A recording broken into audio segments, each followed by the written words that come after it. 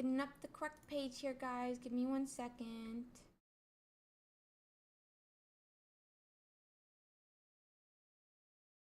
I got, ooh, Bangs, you are not cooperating. Yeah, so I would recommend you right click, I think it's like you right click your name or something in a server, and there will be a button that says server nickname. Let me see, I'll do it myself. 1 second.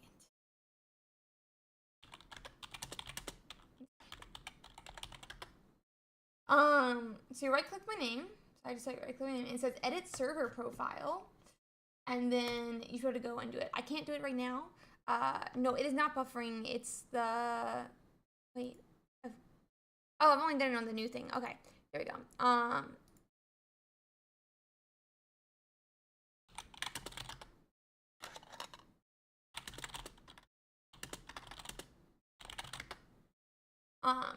Thank you, thank you. I don't feel it. I feel that I tried to take Twitter photos today and they went poorly, as I'll get out. So, hey guys, I am already gonna be starting my monster. We're ready.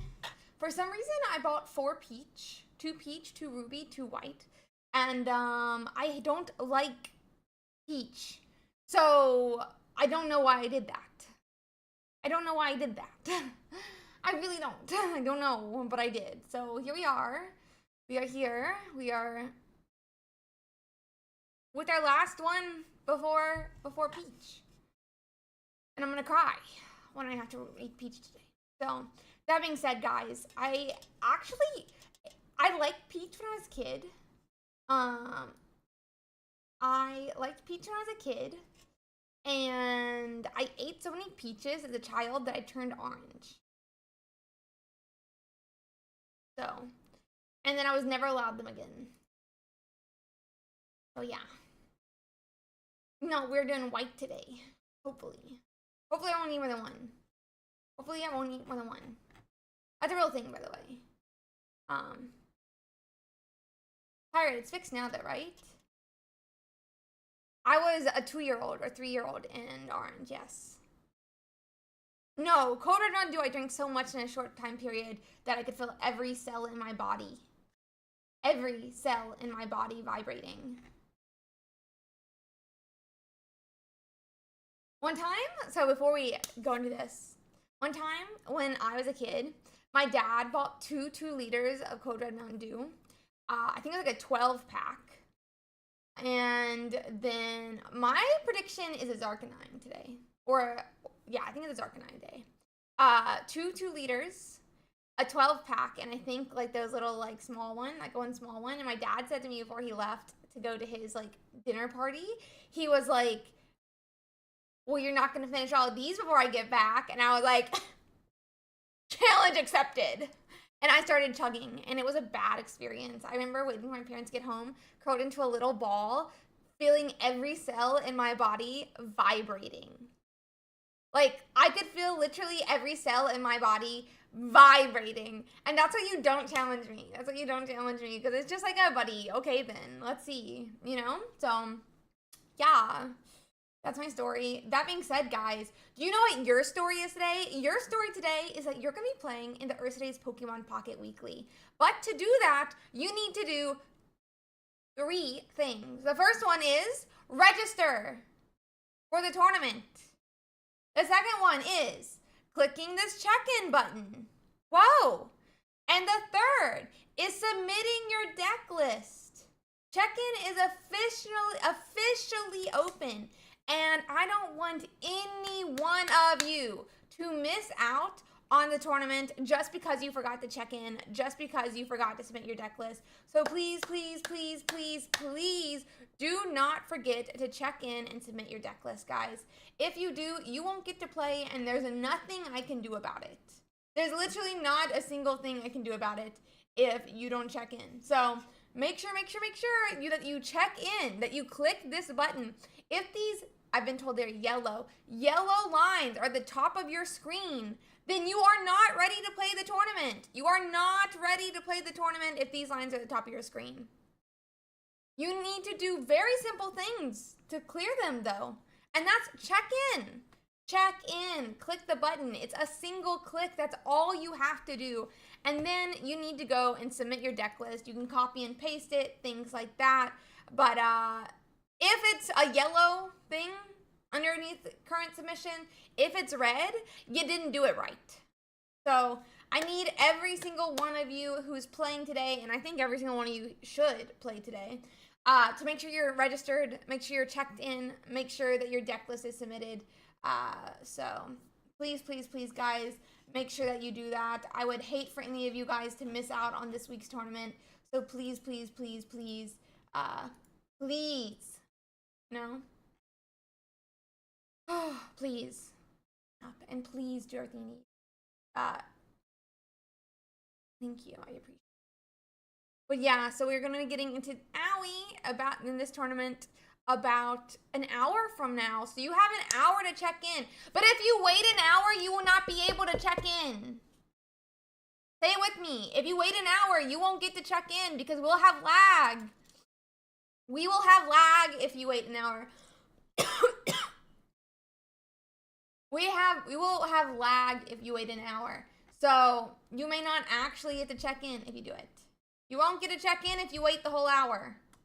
You need to do it now. You need to do it now. That being said, I should say hi to everyone. And that being said, we'll start with hi, Young Mung. Hi, Simon. Hi, Georgia. Hi, Mr. J. Hi, Seahawk. Hi, Pirate. Hi, Pokemaster Chef. Hi, 2 months later. Hi, Mikey. Hello, guys. Hi, Ice Salad. Hi, Joey. Smiles. Smiles are always the right take. Hi, Perula. Hi, Rocktera Dude.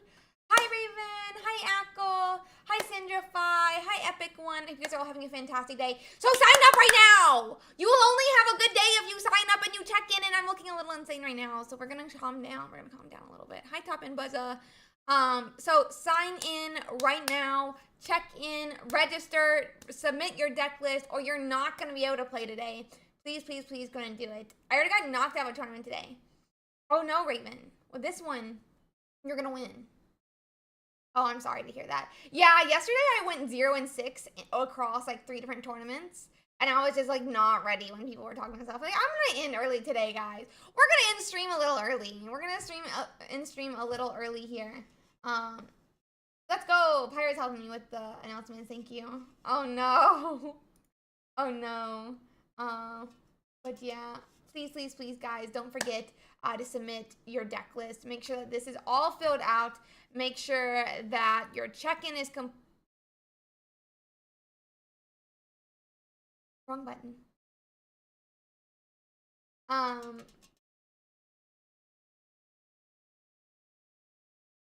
Make sure that your check-in is complete. If the line is at the top of your screen, you're not checked in. If that line is at the top of your screen, you are not checked in. If that line is at the top of your screen with the submit button, your deck list has not been submitted. And if you thought it did, then it was incorrect. YouTube title is not updated. What?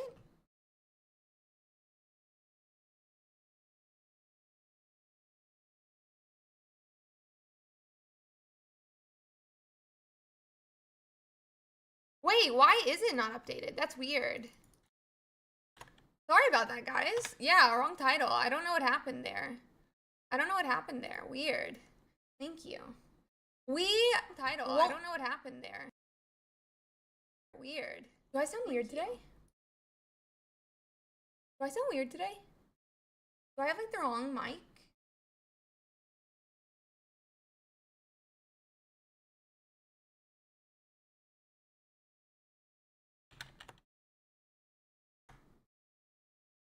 Thank you, Isalad, for letting me know.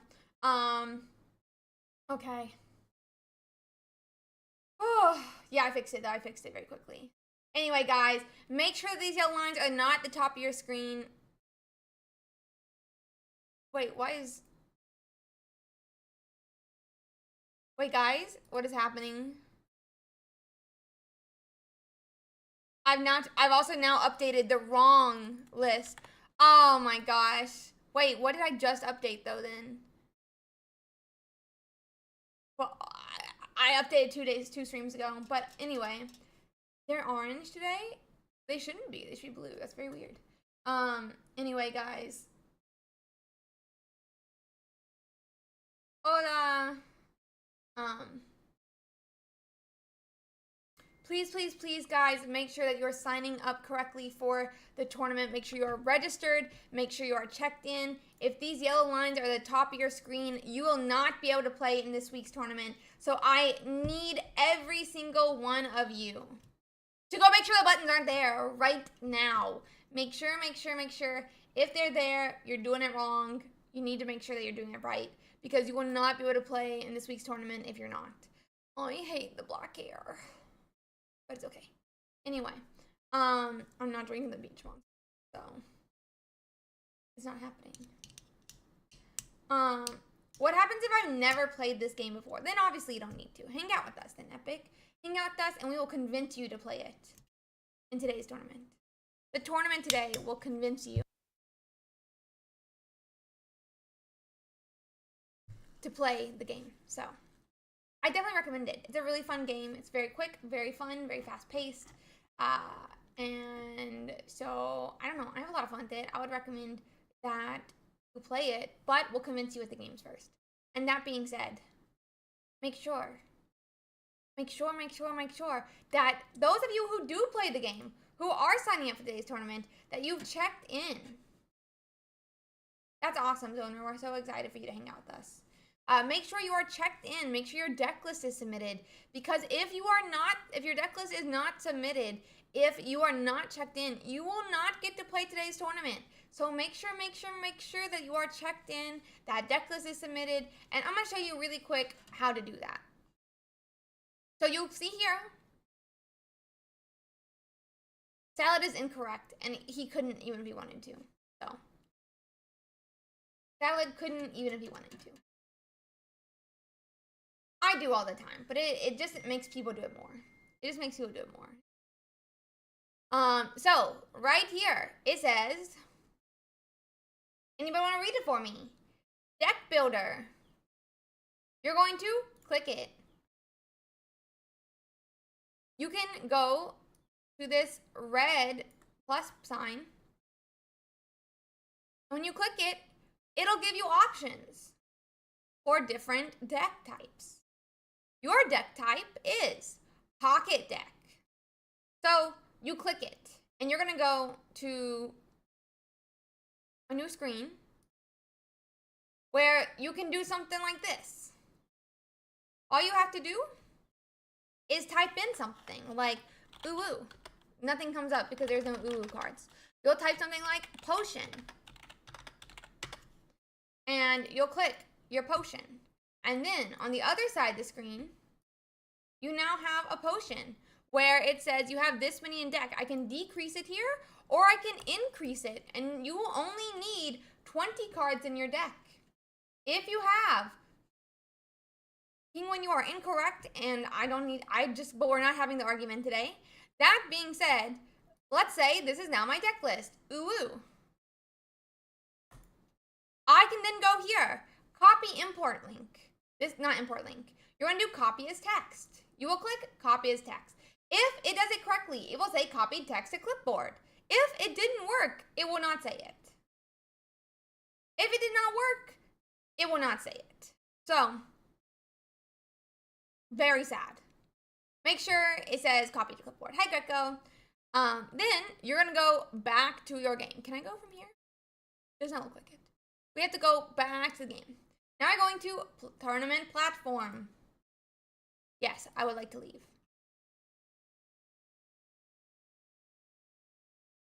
They have not hosted a tournament in a very long time. What do they mean? Interesting. Anyway. You can go to your dashboard if you want and check in here. If that is a yellow sign that says check in, you are not checked in. If it says submit deck list, you have not submitted your deck list. If it says submit deck list there, it is not, you didn't check in.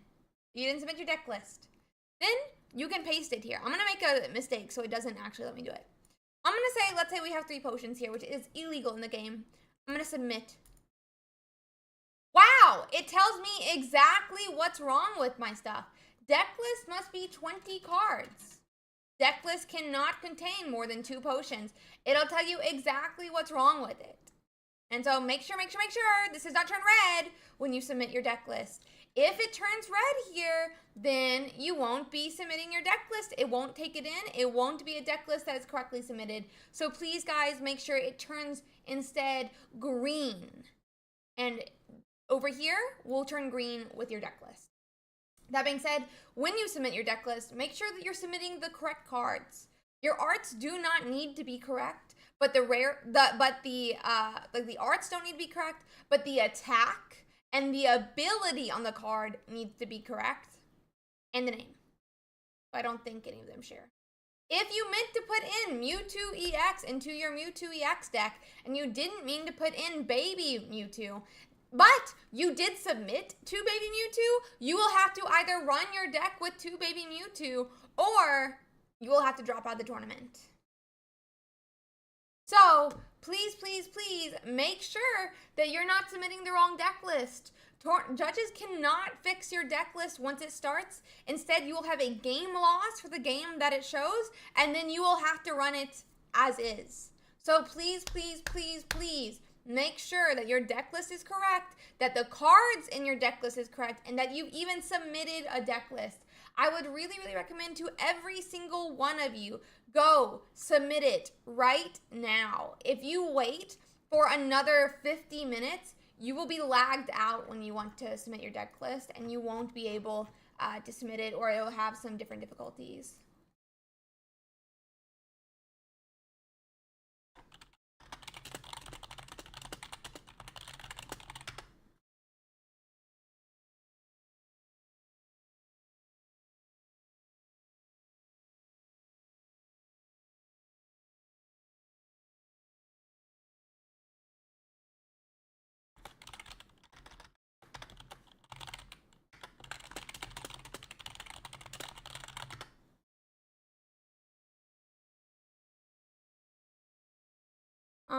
So yeah. It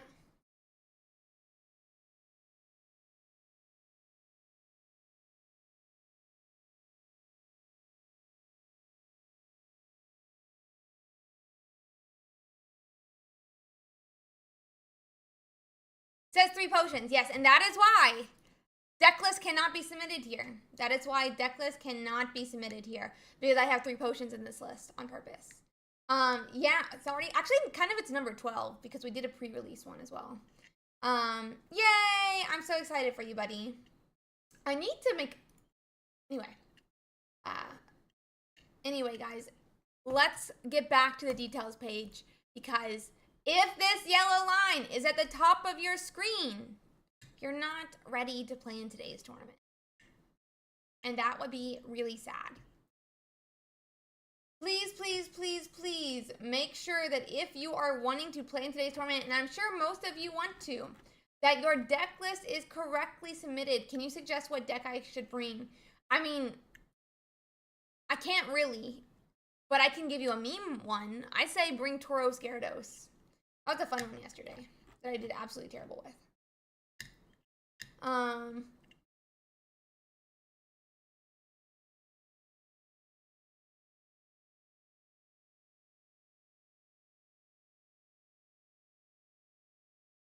So bring monogram like Golem and stuff. Trust. I like. It's not ground in this game, Chronos. So Chronos just gave you fake information. He just spread disinformation because it's not real. There's no the ground type in this game. It's fighting energy. It's fighting. Yeah, it didn't count. We didn't count it in the number. That's why we didn't, Shin. But yeah. Use weak to. Are you playing Celebi today or something, bud? Are you playing Celebi?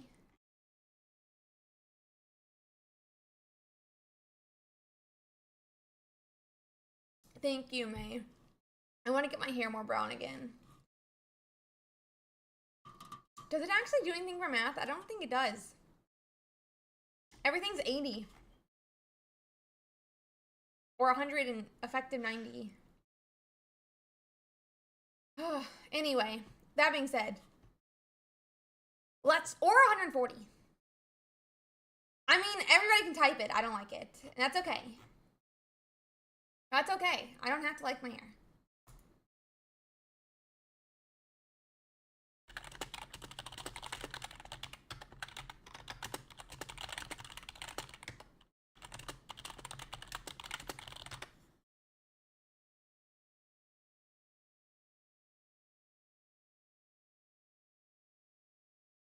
Oh, thank you. That's all I need.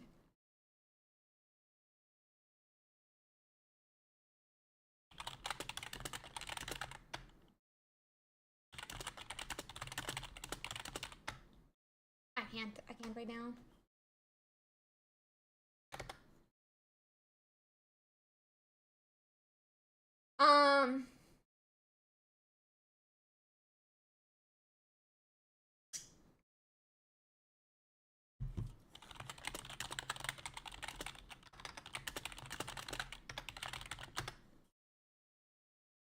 Thank you guys, thank you. It was terrible for Twitter, but we don't need to talk about that. I'm having an interesting day.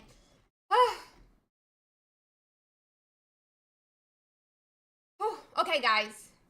I appreciate the votes of confidence. I appreciate the votes of confidence. Okay, guys, make sure that you are submitting your deck list, that you're checked in. If you're not checked in, if these yellow lines are at the top of your screen, you won't get a play today, and you're gonna make me cry. You're gonna literally make me cry. You wanna make Ursi cry? No, you don't, because I won't even cry on the stream. I'm gonna cry after stream that you guys didn't show up. I would love for today, to... One second. I would love for today for us to hit that top 64. I don't know if you guys have noticed, but we have been getting closer and closer to be having a potential top 64 for a little bit now. Last week we had 1,989 players. Absolutely insane. Just shy of that 2048 that we need to be able to have a top 64 tomorrow, which would be absolutely insane. We do have 2,405 players signed up right now, so there is a chance we could have it. Exactly. Thank you, Joey. That's what I want to hear. No crying allowed today, guys. No crying allowed today. They're crosses today, but I want to get more bears. Yeah, Tassie. I love the bears because it's Ursiiday. For those who don't know, my name is it comes from, at least, from the Latin, the scientific family for bears, basically. So I think they're very, very cool. Sorry guys, I'm inputting some stuff for...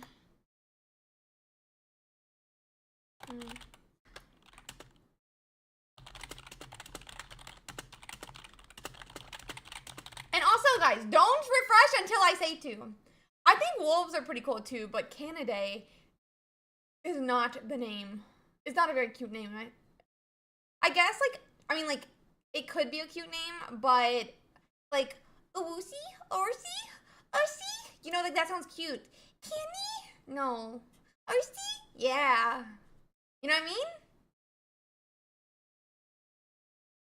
Ursi. But don't say it too much.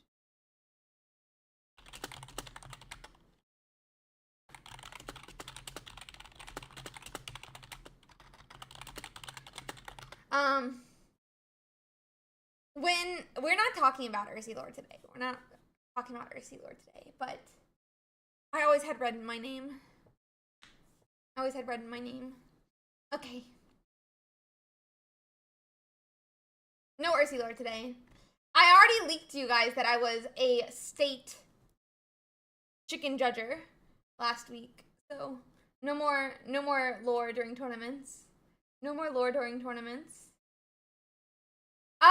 Archer, if you do !Limitless, there will be a guide that will pop up that you can go watch, and it'll show you how to see who you're matched against and stuff like that. But essentially at the top here, when we start the tournament, it will say pairings up here, there'll be a new tab, and you can click it. And when you click it, it will take you to a page with all the different pairings, and you can go and find yours. It'll be the only one that has a view button beside it. You could also go to the dashboard, but because of the lag that we do cause, we are not going. Yeah, I don't really recommend it, especially the first couple rounds. I recommend going to pairings page and scrolling down until you find the view button, or you can Control F your name. That's what I would recommend to do on the first couple rounds at minimum.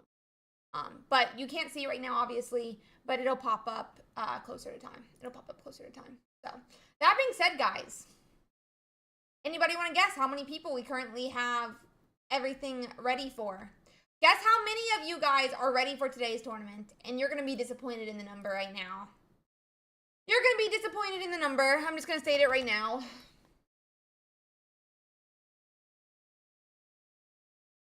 900.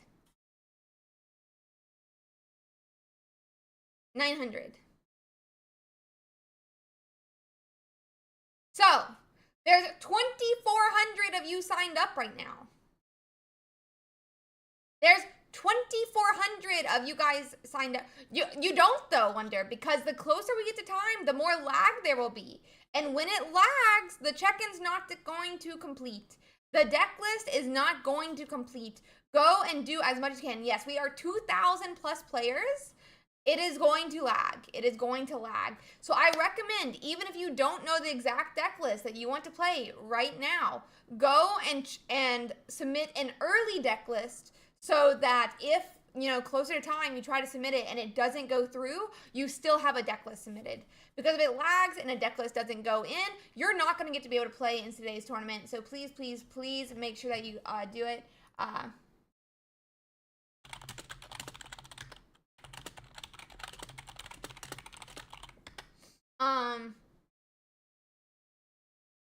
Please, please, please go and do that. I will always also state though, guys, for those who don't know, I'm going to announce this while we have more people here. We do officially have YouTube memberships now, as well as obviously the Twitch subscribers. If you either have a Twitch subscription or a YouTube membership, we do have a weekly hangout. Our vote just finished on that, so that'll be 7:30 p.m. tomorrow night. And I think we're going to be playing Among Us again, because we didn't really do a game vote this week. So I'm assuming we're going to be playing Among Us tomorrow. So if you're interested in playing with us, it's normally a lot of fun. But that being said, let's get back to the tournament. Please make sure that you guys are checked in, that your deck list is submitted. If your deck list has not been submitted and you have not checked in, or one or the other, you will not be able to get to play in the tournament today. I really, really, really implore all of you guys to check in now, to submit your deck list now. Because if you wait, the lag is going to get too bad and you're not going to enjoy it. So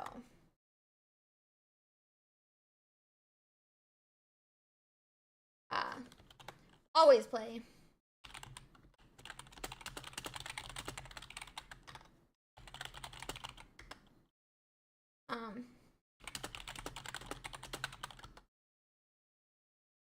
But yeah, so please, please, please, guys, we'd love for you guys to join us in everything. We'd love you to join us in the tournament today. Please go on and sign up for that. We would absolutely love for you guys to join us. There's only 3 things you need to do today. It is completely, free for anyone to play. There is no sign-up cost. There is no, it's open for anyone and everyone. And the only thing is that you could get money from it. It's a 400 USD prize pool because they're our really, really awesome sponsor, XP Collect. They put up that 400 USD prize pool every single week. They've gone out on such a limb for us in our community. They are a card shop up in New Jersey, and you can pre-order a lot of your cards through them for many different card games, from Pokemon to One Piece to Lorcana. I would definitely recommend you guys check them out. So please, please, please go on and please, check them out. But also, guys, don't forget, you do need to check in today's tournament if you want to play. You do need to get all of these yellow lines off the top of your details. If you don't even know what page this is, I would recommend going to this link right here and checking to see, if these yellow lines are at the top of your screen. If you do not know how to do things like see who you're going to be going against, you can look at this guide, !Limitless. And it will show you how to do everything from making an account on this website to checking into your game, to finding your opponent, and etc. So please, please, please, guys, I would really, really ask you guys, watch the YouTube video if you have any questions, and then if you still have questions, I'm happy to help.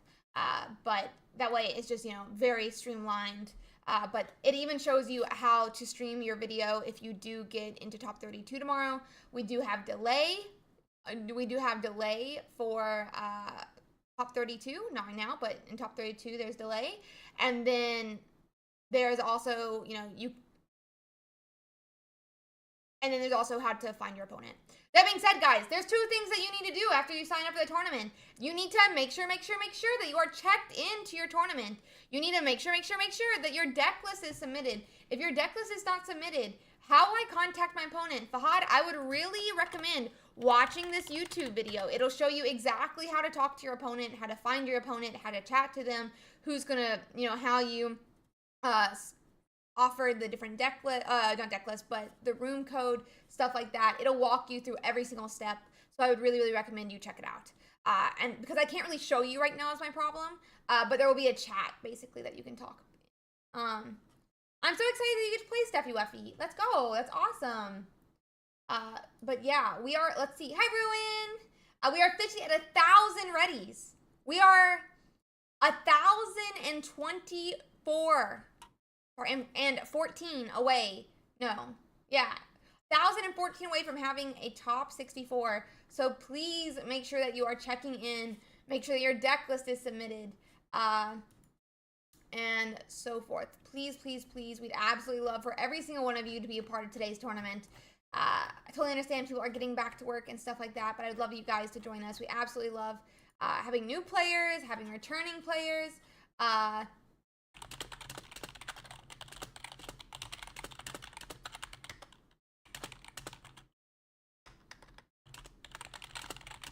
I've been told that my chair is too high. This is the meaning, Yarg. This is the meaning. I don't need to be this short. This is toxic. It's toxic, Seahorg, but it's whatever. I hope he's in here to have seen what I just did. But I set up on my knees so that I can be taller again. Grumpy. I was told that my camera is shaking too much. And it's because I increased the height of my chair so that I could be tall. But then it's the same height as my desk and it bangs into it. So now we're here. I hope you got to see me decrease my chair. Yeah, you can do it from the dashboard, but the thing is, Chef, is that sometimes it won't auto-populate when it's lagging. So I would really recommend just going to the pairing page. Thank you so much, Mohsin. The shake adds to the hype, exactly. No, it doesn't. I think it could probably give people some motion sickness or something. But yeah. I am not 4', bro. I'd be so cute at 4'7". I would actually love to be 4'7". I want to be like 4'. I would feel so cute at 4'7". Hi Leon. I feel like I'd be the cutest at 4'7", but no. I'm like the awkward 5'2". Like right at the bottom, like I'm like basically average. I'm 5'2". I'm basically average.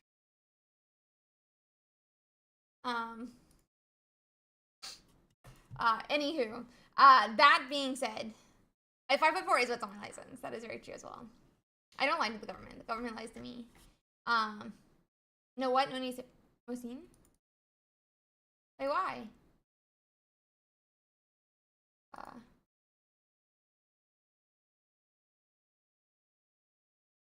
Let's see though. That being said, guys, make sure that you are checked into the tournament. Make sure that you have submitted your deck list. If you have not done both,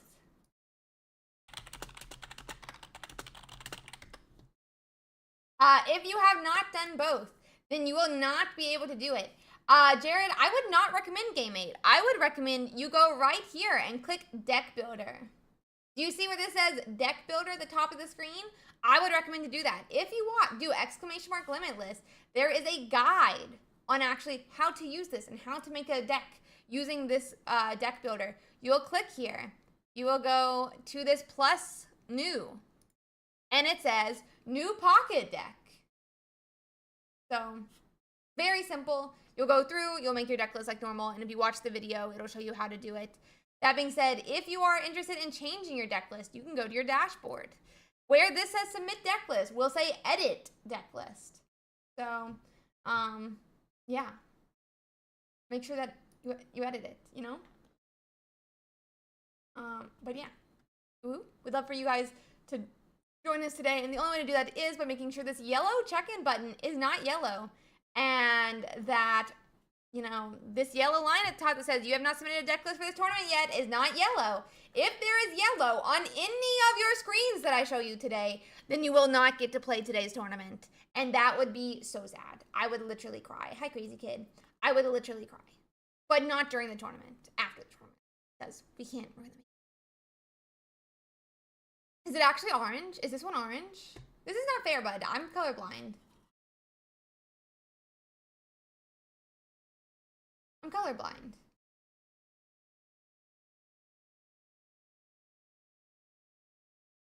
Okay.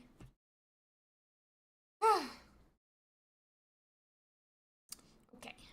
Yeah, let's not make fun of people who are colorblind, guys. Yeah, but I'm as lineal. I'm right on the cusp, you know? Is Pikachu? I'm gonna go look what color Pikachu is. Give me a second. Pikachu, what color are you? Buddy, Pikachu's yellow? Is Pikachu really yellow?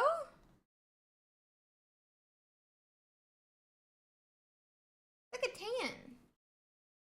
Isn't that orange? Isn't tan orange?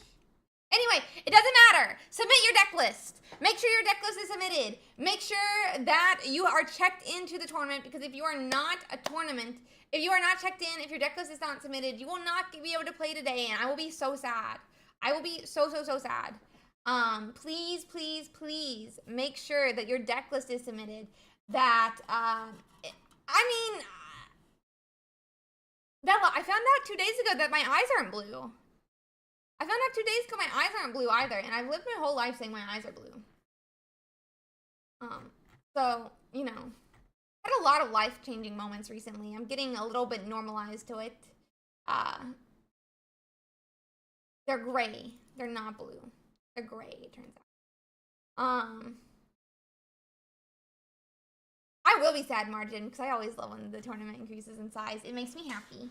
It makes me be like, when my tournament increases in size every single week, Ursi is a happy girl. She's like, ooh, you know, makes me happy. And then I eat some mochi. I'm like, wait, is it really? I thought gray is just when all the colors are the same. I'm confused now. It's okay. Anyway. I thought blue, no, gray is not a blue color. It's when all colors in RGB are, no, white is when they're all 0, and black is when they're all 255 or 266, but 256 or 255, whichever one it is. And then gray is when they're all the same, so it'd be like 111, 111, 111. Gray is just when they're all the same. This is incorrect. You guys are wrong. I know. I code. I do CSS sometimes. I know what RGB is. Thank you very much. I know what RGB is. I know what gray is. I will not be swayed. There are 255 shades of gray. This is very true. So now, let me go back to this, because you guys, this stream is about the tournament, not my colorblindness.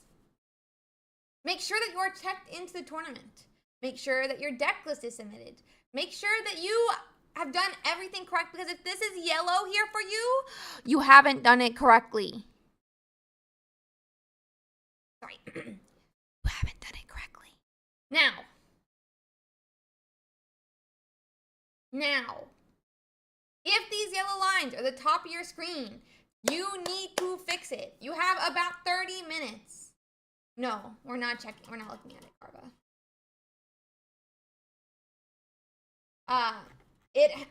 If you have these yellow lines at the top of your screen, link, ! tournament, then you will not be able to play in today's tournament.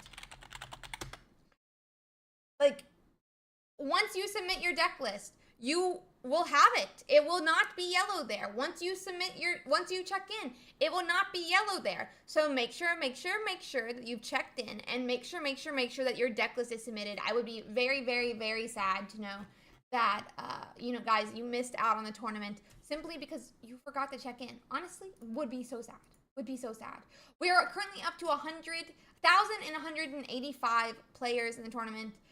We have 2,455 people registered. So what's it gonna be, guys? What's it gonna be? You gotta check in. You gotta submit your deck list, or you're not gonna be able to play in today's tournament. And Ursi's gonna cry, and it won't be cute because it's not cute when the makeup is going. Let's see. But yeah. Please, guys, make sure that you're checked in. Make sure that your deck list is submitted. I would be so sad for all of you to miss, or for some of you to miss the tournament. Like, imagine if you, oh my god, you stupid earbud. I would be so sad for you guys to miss today's tournament, all because you guys forgot to sign up, or you guys forgot to check in. Like, do you know how depressing that would be? Do you know how depressing that would be? It would just be too depressing. That's fine, Fran. If you're not playing, that's completely okay. You do not need to play if you don't want to. Obviously understandable. But if you are playing, or you meant to play, and what happened is you forgot to check in, you forgot to submit your deck list, or you waited till time to do it and it lagged too much so it didn't complete, it would be a travesty. No, the thing is that the makeup would start, like, it's not, makeup is not cry-proof, guys. Makeup is not cry-proof. The eyelashes would, like, pop off. You'd have, like, it would not be cute. That's what would not be cute. That's what would not be cute. The pairings page will not be available until we start the tournament. Pairings page will not be available until we start the tournament. So. Yeah, makeup does not survive crying. Makeup does not survive crying. So please, guys.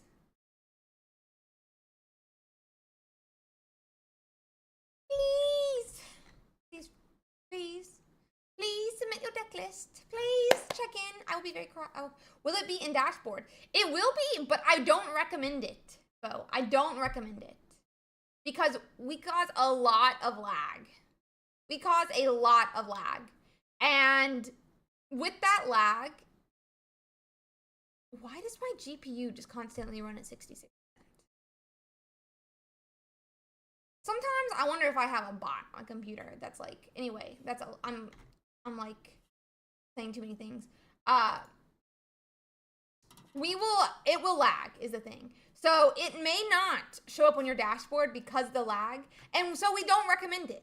If you are late to your round because you were on dashboard and not looking at pairings, that is completely your fault. In our guide, we recommend looking at pairings, not the dashboard. For that exact reason, it is not, anyone's fault if the dashboard doesn't update. And so you guys need to be making sure that you check pairings as well. That being said, if you want to make sure, how do you post a deck list? Have you checked the YouTube video yet?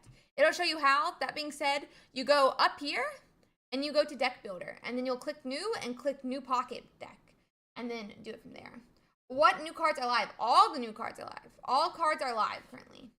We don't do any bans in this tournament. We do not do any bans in this tournament. Yeah. Yeah, we cause basically a huge lag spike every single tournament.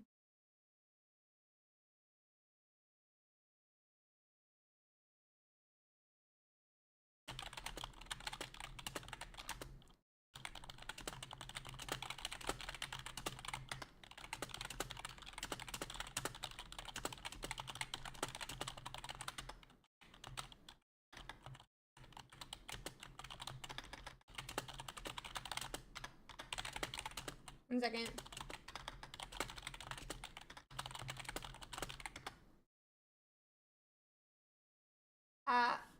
You can't see it, Margin. You can't see it until the tournament starts. So,